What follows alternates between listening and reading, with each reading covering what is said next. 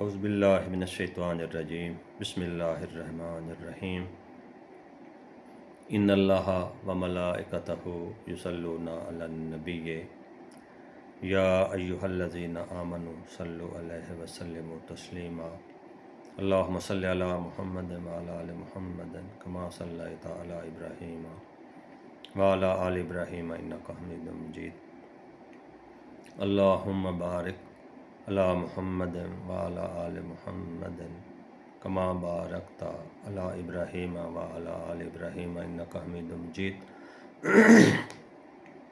اللہم صلی علی سیدنا محمد وعلی آل محمد بعدد کل ذرۃ مئۃ الف الف مرہ الصلاۃ والسلام علیک یا سیدی یا رسول اللہ وعلی آلک یا سیدی یا حبیب اللہ الصلاۃ والسلام علیک یا سیدی یا رحمۃ للعالمین وعلی آلک یا سیدی یا شفیع المذنبین الصلاۃ والسلام علیک یا سیدی یا سراج السالکین وعلی آلک یا سیدی یا مصباح المقربین الصلاۃ والسلام علیک یا سیدی یا راحت العاشقین وعلی آلک یا سیدی یا مراد المشتاقین الصلاۃ والسلام علیک یا سیدی یا شمس العارفین وعلی آلک یا سیدی یا انیس الغریبین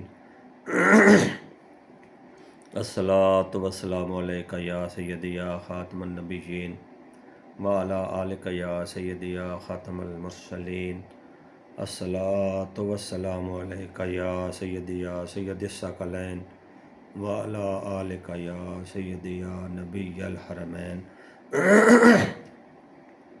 الصلاۃ والسلام علیک یا سیدی یا وسیلتنا فی الدارین وعلی آلک یا سیدی یا صاحب قاب قوسین الصلاۃ والسلام علیک یا سیدی یا محبوب رب المشرقین و رب المغربین وعلی آلک یا سیدی یا جد الحسن والحسین الصلاۃ والسلام علیک وعلی آلک و صحابک یا سید الانبیاء والمرسلین سبحان ربک رب العزت عما یصفون وسلام علی المرسلین والحمد للہ رب العالمین بلغ العلا بکمالہ کشف الدجی بجمالہ حسنت جمیع خصالہ صلو علیہ وآلہ نگاہ عشق و مستی میں وہی اول وہی آخر وہی قرآن وہی فرقان وہی یاسین وہی طٰہٰ شوق تیرا گر نہ ہو میری نماز کا امام میرا قیام بھی حجاب میرا سجود بھی حجاب کرو تیرے نام پہ جاں فدا نہ بس ایک جاں دو جہاں فدا دو جہاں سے بھی نہیں جی بھرا کرو کیا کروڑوں جہاں نہیں۔ السلام علیکم ورحمۃ اللہ وبرکاتہ۔ امید ہے کہ اللہ تعالیٰ کے فضل و کرم سے اب سب ٹھیک ہوں گے۔ درس قرآن کے سلسلہ میں سورہ البقرہ کے 13ویں رکوع کی ہم آج تلاوت کریں گے، ترجمہ دیکھیں گے، اس کو مفہوم کو سمجھنے کی کوشش کریں گے۔ اس میں یہ آیت نمبر 104 سے آیت نمبر 112 9 آیات مبارکہ ہیں۔ اللہ تبارک و تعالی مومنین کو خطاب فرما رہے اس رکوع میں۔ ذکر بنی اسرائیل کا بھی درمیان میں اللہ تعالیٰ نے کیا، لیکن موضوع خطاب جو ہے وہ مومنین ہے، ایمان والے ہیں۔ شروع کرتے ہیں جی۔ بسم اللہ الرحمن الرحیم۔ یا ایہا الذین آمنوا لا تقولوا رائنا وقولوا انظرنا واسمعوا وللکافرین عذاب علیم۔ اے ایمان والو، رائنا نہ کہو اور یوں عرض کرو کہ حضور ہم پر نظر رکھیں اور پہلے ہی غور سے سنو، اور کافروں کے لیے دردناک عذاب ہے۔ مومنین جب حضور سید عالم صلی اللہ علیہ وآلہ وسلم مسلمانوں سے خطاب فرماتے، قرآن کے احکامات سناتے، واعظ و نصیحت فرماتے، تو جو صحابہ کرام ان کو سمجھنے میں مشکل پیش آتی یا وہ عرض کرنا چاہتے کہ حضور ذرا دوبارہ ارشاد فرما دیں، تو وہ رائے نہ کہتے، رائے نہ یا رسول اللہ، ہمارے حال پر ہمارے حال کی رعایت فرمائیں۔ لفظ ادب والا تھا، کیونکہ صحابہ کرام سوچ بھی نہیں سکتے تھے بے ادبی کے لیے، لیکن جب یہودی اور منافقین آپ کی بارگاہ میں آتے تو وہ اسی لفظ کو ایسے بگاڑ کر کہتے کہ اس کا معنی بدل جاتا، وہ ادب کے خلاف ہو جاتا۔ تو ایک صحابی رسول حضرت سعد بن معاذ رضی اللہ تعالیٰ عنہ، وہ یہود کی لغت کو جانتے تھے، تو انہوں نے فرمایا، انہوں نے ان سے کہا کہ اگر آئندہ آپ نے یہ لفظ زبان سے نکالا تو میں آپ کی گردن اڑا دوں گا۔ تو وہ یہودی اور منافقین کہنے لگے کہ مسلمان بھی تو یہی لفظ استعمال کرتے ہیں، حالانکہ فرق تھا، مسلمان رائے نہ کہتے تھے، وہ اس کو بگاڑ کر کہتے تاکہ اس کا معنی بدل جائے، سوء ادب ہو جائے۔ تو حضرت سعد بن معاذ رضی اللہ تعالیٰ عنہ غمگین ہو کر آپ صلی اللہ علیہ وآلہ وسلم کی بارگاہ میں حاضر ہوئے اور یہ واقعہ بیان کیا، تو فوراً ہی اللہ تعالیٰ نے یہ آیت نازل فرما دی کہ مومنوں کو بھی اس لفظ کے استعمال سے منع کر دیا گیا جس لفظ میں بے ادبی کا شبہ، مطلب مشابہت رکھتا تھا۔ وہ جو یہودی اور منافقین لفظ بولتے تھے اس سے یہ لفظ مشابہت رکھتا تھا، بے ادبی نہیں تھا۔ تو اللہ تعالیٰ نے اپنے محبوب نبی صلی اللہ علیہ وآلہ وسلم کے ادب و احترام کی خاطر اس لفظ کو مومنوں کو بھی حکم دے گیا کہ یہ لفظ آپ استعمال ہی نہ کریں، اور یہ ایک نیا لفظ دے دیا، کیا دیا؟ وقول انظرنا، کہ یا رسول اللہ ہماری طرف نظر التفات فرمائیں، نظر کرم فرمائیں۔ اس لیے تو ہم کہتے ہیں کہ یا رسول اللہ انظر حالنا، یا حبیب اللہ اسمع قالنا۔ یہ اللہ تعالیٰ کا دیا ہوا لفظ ہے۔ اللہ اگلا فرماتا ہے کہ پہلے ہی غور سے سنو تاکہ تمہیں دوبارہ پوچھنے کی حاجت ہی نہ ہو۔ یہ بھی اللہ تعالیٰ نے مومنوں کو حکم دے دیا، یہ فرض ہے کہ جب رسول مکرم صلی اللہ علیہ وآلہ وسلم گفتگو فرما رہے ہوں تو آپ پر فرض ہے کہ غور سے سنو تاکہ دوبارہ پوچھنے کی آپ کو حاجت ہی نہ ہو۔ اور کافروں کے لیے دردناک عذاب ہے۔ حضور نبی اکرم صلی اللہ علیہ وآلہ وسلم کی بارگاہ اقدس میں بے ادبی کفر ہے، تو جو وہ ایسا کرتے تھے ان کے لیے یہ وعید اللہ تعالیٰ نے سنائی کہ کافروں کے لیے دردناک عذاب تیار کر رکھا ہے۔ اس سے معلوم ہوا کہ بزرگوں کی محفل میں بھی ہمیں ادب سے بات کرنی چاہیے۔ جو بزرگوں کی بے ادبی ہے وہ درجہ بدرجہ ہمیں وہاں تک لے جاتی ہے۔ اللہ تعالیٰ بے ادبی سے محفوظ فرمائے، اللہ تعالیٰ ہم سب کو ادب والوں میں شامل فرمائے۔ ما یود الذین کفروا من اہل الکتاب ولا المشرکین ان تنزل علیکم من خیر من ربکم واللہ یختص برحمتہ من یشاء واللہ ذو الفضل العظیم۔ اور جو کافر ہیں کتابی یا مشرک، وہ نہیں چاہتے کہ تم پر کوئی بھلائی اترے تمہارے رب کے پاس سے، اور اللہ اپنی رحمت سے خاص کرتا ہے جسے چاہے، اور اللہ بڑے فضل والا ہے۔ یہاں اللہ نے فرما دیا کہ چاہے منکرین اہل کتاب ہوں جنہوں نے حضور سید عالم صلی اللہ علیہ وسلم کو ماننے سے انکار کر دیا، آپ پر اور قرآن پاک پر ایمان لانے سے انکار کر دیا، یا چاہے مشرک ہوں، کہ اے مسلمانوں یہ تمہارے خیر خواہ نہیں ہو سکتے، وہ نہیں چاہتے کہ تمہارے رب کی طرف سے تمہارے لیے کوئی بھلائی اترے۔ کچھ لوگ تھے نا جو دوستی کا دعویٰ کرتے تھے، کہتے تھے کہ آپ کا دین بھی ٹھیک ہے، آپ کے نبی بھی برحق ہیں، قرآن بھی برحق ہے، لیکن اندر خاتے سے وہ مسلمانوں کو دوستی کرنے کا صرف اور صرف یہ وجہ تھی کہ مسلمانوں کو بہکاتے تھے، ورگلاتے تھے کہ تم ہمارے دین کی طرف واپس آ جاؤ، یہ دین ٹھیک نہیں ہے۔ تو وہ اللہ تعالیٰ مسلمانوں کو خبردار کر رہا ہے کہ ان سے بچو، ان کے شر سے بچو، یہ بالکل تمہارے خیر خواہ نہیں۔ ما ننسخ من آیت او ننسها نات بخیر منہا او مثلہا الم تعلم ان اللہ علی کل شیء قدیر۔ جب کوئی آیت ہم منسوخ فرمائیں یا بھلا دیں تو اس سے بہتر یا اس جیسی لے آئیں گے۔ کیا تجھے خبر نہیں؟ کیا آپ نہیں جانتے کہ اللہ ہر چیز پر قادر ہے؟ جب کوئی آیت منسوخ اللہ تعالیٰ فرماتا یا بھلا دیتا تو وہ یہودی تھے، وہ لان تان کرتے، تانا زنی کرتے کہ یہ کیا ہوا، ایک دفعہ آیت نازل ہوگی، دوبارہ اللہ تعالیٰ نے اس کو منسوخ کر دیا۔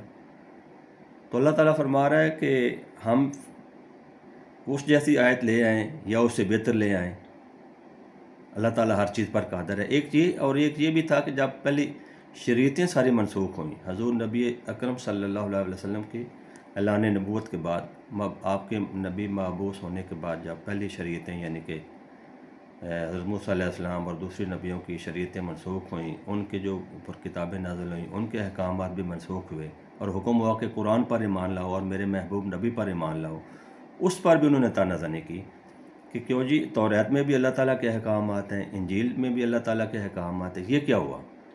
لیکن وہ یہ نہ سمجھ سکے کہ ان سے پہلے بھی شریعتیں ایسے منسوخ ہوتی ہیں، یعنی کہ حضرت سیدنا آدم علیہ السلام کی شریعت حضرت نوح علیہ السلام کے آنے کے بعد منسوخ ہوئی، اور حضرت نوح علیہ السلام کی امت میں سارے چوپائے جو تھے وہ حلال تھے، لیکن حضرت موسیٰ علیہ السلام کی امت میں کچھ چوپائے حرام قرار دیے گئے۔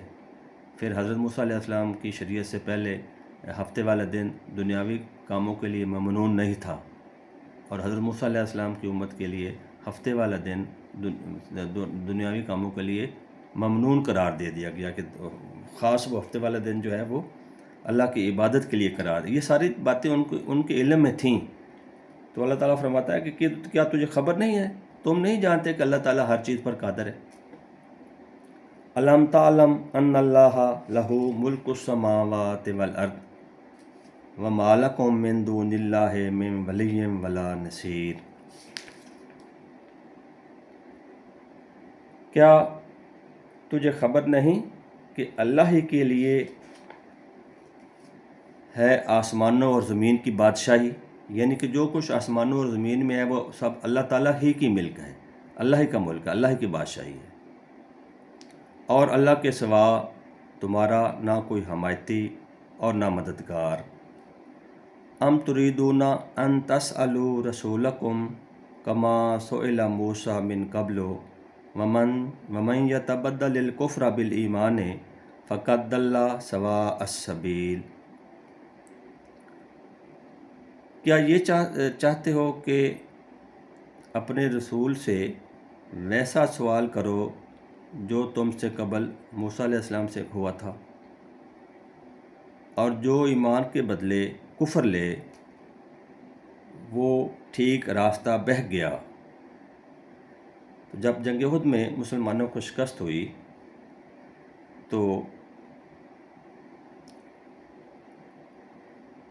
پہلے اگلی آیت بھی پڑھتے ہیں۔ وَدَّ كَثِيرٌ مِّنْ أَهْلِ الْكِتَابِ لَوْ يَرُدُّونَكُم مِّن بَعْدِ إِيمَانِكُمْ كُفَّارًا حَسَدًا مِّنْ عِندِ أَنفُسِهِم مِّن بَعْدِ مَا تَبَيَّنَ لَهُمُ الْحَقُّ فَاعْفُوا وَاصْفَحُوا حَتَّى يَأْتِيَ اللَّهُ بِأَمْرِهِ إِنَّ اللَّهَ عَلَىٰ كُلِّ شَيْءٍ قَدِيرٌ۔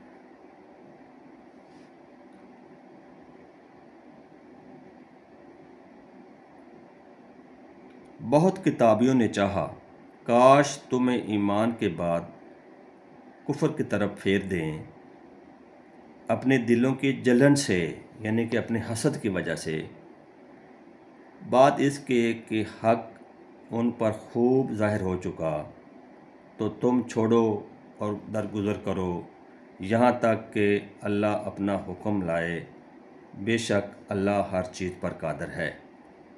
تو کچھ جو یہودی تھے، جب مسلمانوں کو جنگ احد میں شکست ہوئی تو یہودی مسلمانوں کو تانا دینے لگے کہ اگر تم حق پر ہوتے تو تمہیں جنگ احد میں شکست کیوں ہوئی؟ بیوقوف تھے، نہیں سمجھ سکے کہ شکست کیوں ہوئی۔ صحابہ کرام سے غلطی ہوئی۔ حضور سید عالم صلی اللہ علیہ وسلم نے جو فرمایا تھا کہ اس درے کو آپ نے نہیں چھوڑنا، جنگ کا نتیجہ جو بھی ہو آپ نے اس درے کو نہیں چھوڑنا، تو تو جب مسلمان جنگ جیت چکے تو اس درے کو چھوڑ دیا آپ صلی اللہ علیہ وسلم کے حکم کے بغیر، تو وہ پھر جنگ کا نتیجہ بھی اللہ تعالیٰ نے بدل دیا۔ دو صحابی حضرت عمار بن یاسر اور ایک صحابی تھے دو، ان کو یہ یہودی کہتے تھے کہ تم ہمارے دین کی طرف واپس لوٹ آؤ، یہ دین اسلام جو ہے وہ حق نہیں ہے، ہمارا ہی سچا دین ہے۔ تو انہوں نے حضرت عمار بن یاسر نے ان سے فرمایا کہ کیا تم عہد شکنی تمہارے دین میں کیسی ہے؟ تو یہودی کہنے لگے کہ یہ تو بہت بری چیز ہے۔ تو انہوں نے فرمایا کہ میں اللہ تعالیٰ کے محبوب نبی حضرت سیدنا محمد مصطفیٰ صلی اللہ علیہ وسلم کے ساتھ عہد کر چکا ہوں کہ آخر وقت تک ان سے نہ پھروں گا، تو لہٰذا میری زندگی موت اب ان کے ساتھ ہی ہے۔ دوسرے جو صحابی تھے انہوں نے فرمایا کہ میں راضی ہوا اللہ کے رب ہونے پر، محمد مصطفیٰ صلی اللہ علیہ وسلم کے رسول ہونے پر، قرآن کے ایمان ہونے پر، خانہ کعبہ کے قبلہ ہونے پر، اور مومنین کے بھائی ہونے پر۔ تو دونوں صحابہ کرام نے حضور نبی اکرم صلی اللہ علیہ وسلم کو واقعہ سنایا، تو آپ نے فرمایا کہ آپ نے بہت اچھا کیا، اللہ تعالیٰ نے آپ کو اپنے فضل سے بچا لیا۔ وَأَقِیمُوا الصَّلَاةَ وَآتُوا الزَّکَاةَ وَمَا تُقَدِّمُوا لِأَنفُسِکُم مِّن خَیْرٍ تَجِدُوهُ عِندَ اللَّهِ إِنَّ اللَّهَ بِمَا تَعْمَلُونَ بَصِیر۔ اور نماز قائم رکھو اور زکوٰۃ دو اور اپنی جانوں کے لیے جو بھلائی آگے بھیجو گے، یعنی کہ نیک کام کرو گے، اسے اللہ کے یہاں پاؤ گے، بے شک اللہ تمہارے کام دیکھ رہا ہے۔ اقیم الصلاۃ، نماز کا قائم کرنا، یہ ارکان اسلام میں سے پہلا رکن ہے، یہ نماز کا قائم کرنا۔ پھر یہ قرآن پاک میں کم و بیش 700 دفعہ اللہ تعالیٰ نے نماز کی تاکید فرمائی یا نماز قائم کرنے کا حکم دیا، اور احادیث مبارکہ میں حضور سید عالم صلی اللہ علیہ وسلم نے تقریباً 1400 دفعہ جو ہے وہ نماز کی تاکید فرمائی۔ تو آپ نے فرمایا کہ نماز الصلاۃ قرۃ عینی، نماز میری آنکھوں کی ٹھنڈک ہے۔ الصلاۃ عماد الدین، نماز دین کا ستون ہے۔ تو جب کسی بلڈنگ کا ستون نہیں ہوگا تو وہ بلڈنگ کھڑی کیسے ہو سکے گی؟ باقی سارے جتنے بھی شرعی احکام ہیں، فرائض ہیں، وہ زمین پر جبرائیل علیہ السلام کے تھرو اللہ تعالیٰ نے بھیجے۔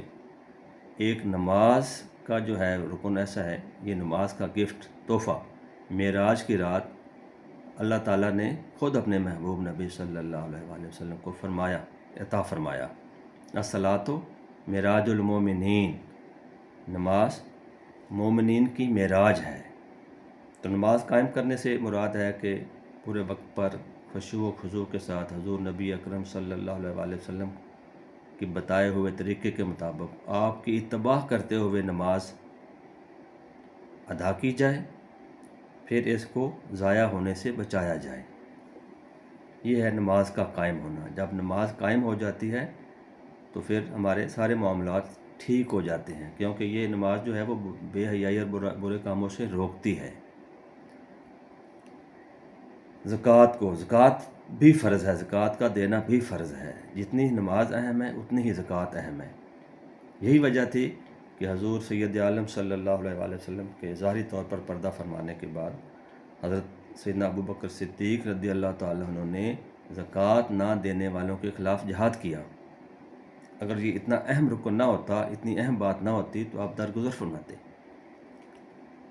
زکوٰۃ کا 1 روپیہ دینا صدقہ و خیرات لاکھوں روپے خرچ کر دینے پر مقدم ہے، یعنی کہ افضل ہے، وہ فرض ہے۔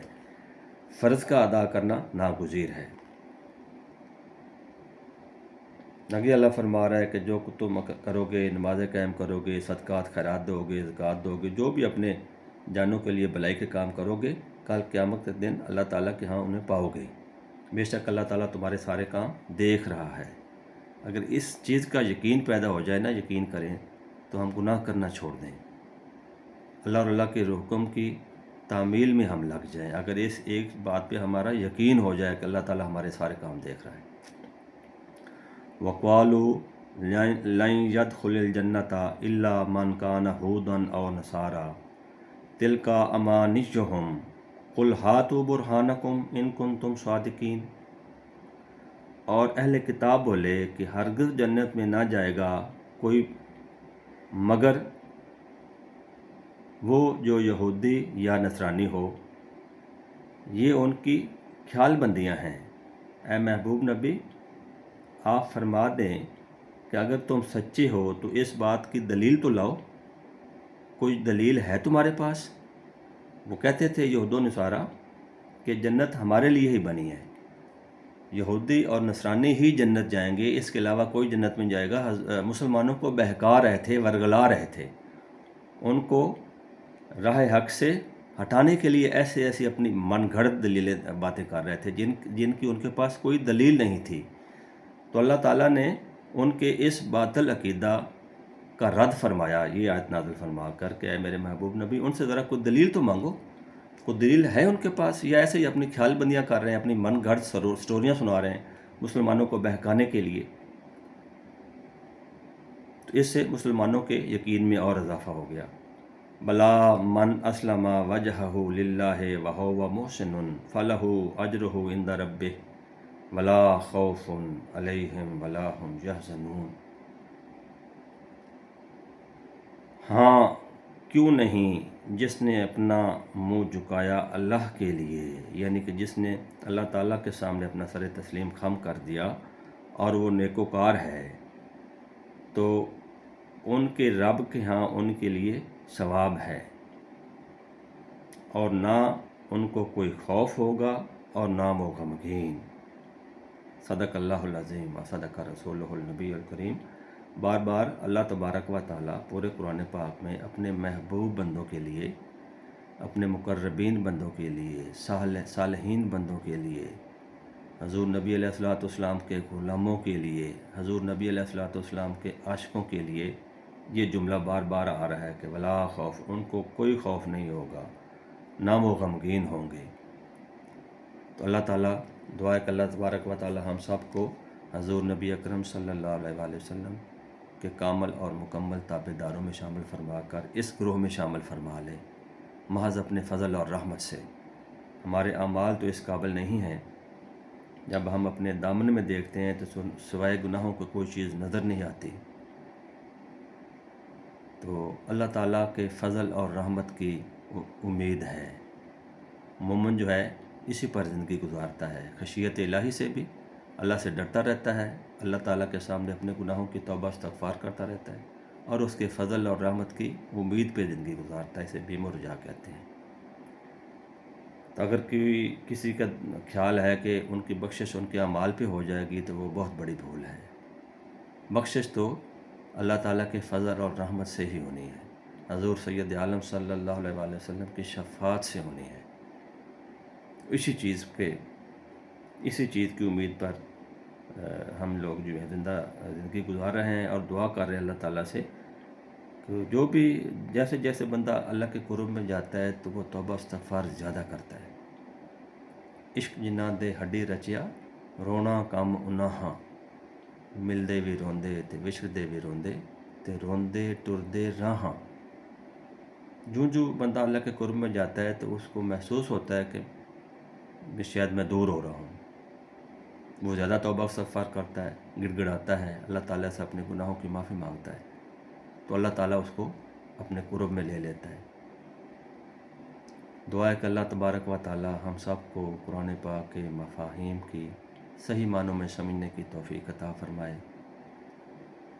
اور ہمیں اپنے محبوب نبی صلی اللہ علیہ وآلہ وسلم اور آپ کی آل پاک پر کثرت سے درود و سلام پڑھنے والوں میں شامل فرمائے، کثرت سے اپنا ذکر کرنے والوں میں شامل فرمائے، اپنے نیک بندوں کی صحبت عطا فرمائے، اپنے نیک مقربین بندوں کی، نبی علیہ الصلوۃ والسلام کے غلاموں کی صحبت اور سنگت عطا فرمائے، تاکہ ہمارا تزکیہ نفس ہو سکے، تاکہ ہمارے سینے تکبر، غرور، حسد، بغض، طمع، حرص اور لالچ کے بتوں سے پاک ہو سکیں، حقیقی توحید ہمیں نصیب ہو سکے، محبت رسول نصیب ہو سکے، محبت اہل بیت اطہار نصیب ہو سکے، صحابہ اکرام کی محبت ہمیں مل سکے، اولیاء اکرام کی محبت ہمیں مل سکے۔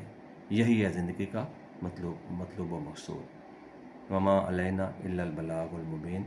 اللہم صلی علی سیدنا محمد وعلی آل محمد بعدد کل ذرۃ مئۃ الف الف مرہ۔ الصلاۃ والسلام علیکہ یا سیدی یا رسول اللہ وعلی آلک یا سیدی یا حبیب اللہ۔ السلام علیکم ورحمۃ اللہ وبرکاتہ۔